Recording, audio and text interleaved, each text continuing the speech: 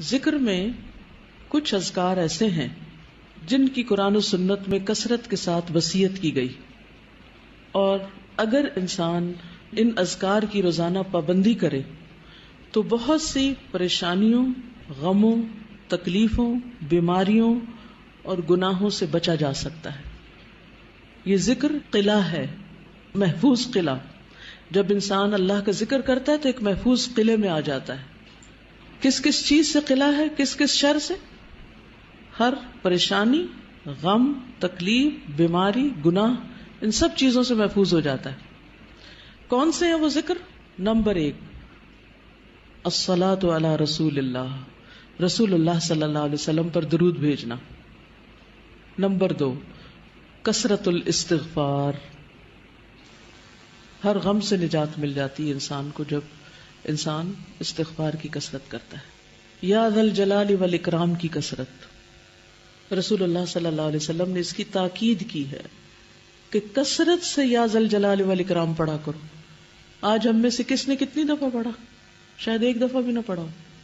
تو اس کی عادت ڈالیے، جو میں آپ کو 5 ذکر بتانے لگی نا، ڈیلی میک شور کہ آپ یہ کرتے ہیں، چاہے کچھ دفعہ ہی کریں۔ تھوڑا شروع کریں گے، زیادہ کی بھی عادت ہو جائے گی انشاءاللہ، لیکن اس کا فائدہ بہت زیادہ ہوگا۔ فائدہ یہ کہ آپ بہت سے غموں اور پریشانیوں سے نکل آئیں گے۔ جب ان سے نکلیں گے تو آپ کا وقت بچنے لگے گا، اور وہ وقت آپ مزید انویسٹ کر سکتے ہیں ذکر ہی میں۔ پہلا کیا ہے؟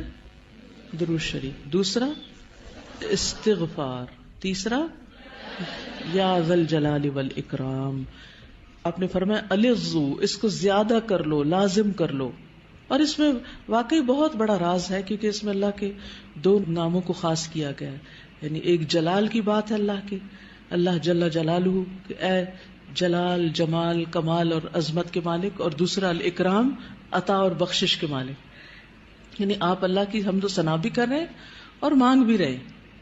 چوتھا لا حول ولا قوت الا باللہ، نبی صلی اللہ علیہ وسلم نے صحابہ کو اس کی بہت تاکید کی اور فرمایا کہ یہ جنت کے خزانوں میں سے ایک خزانہ ہے، اور آپ اس کو پڑھنا شروع کریں تو آپ عجیب و غریب تبدیلی اپنے اندر پائیں گے۔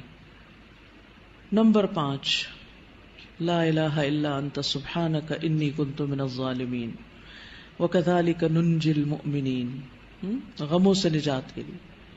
اور پھر سبحان اللہ والحمد للہ ولا الہ الا اللہ واللہ اکبر ولا حول ولا قوة الا باللہ، سبحانک اللہم وبحمدک اشہد ان لا الہ الا انت استغفرک واتوب الیک۔ السلام علیکم ورحمۃ اللہ وبرکاتہ۔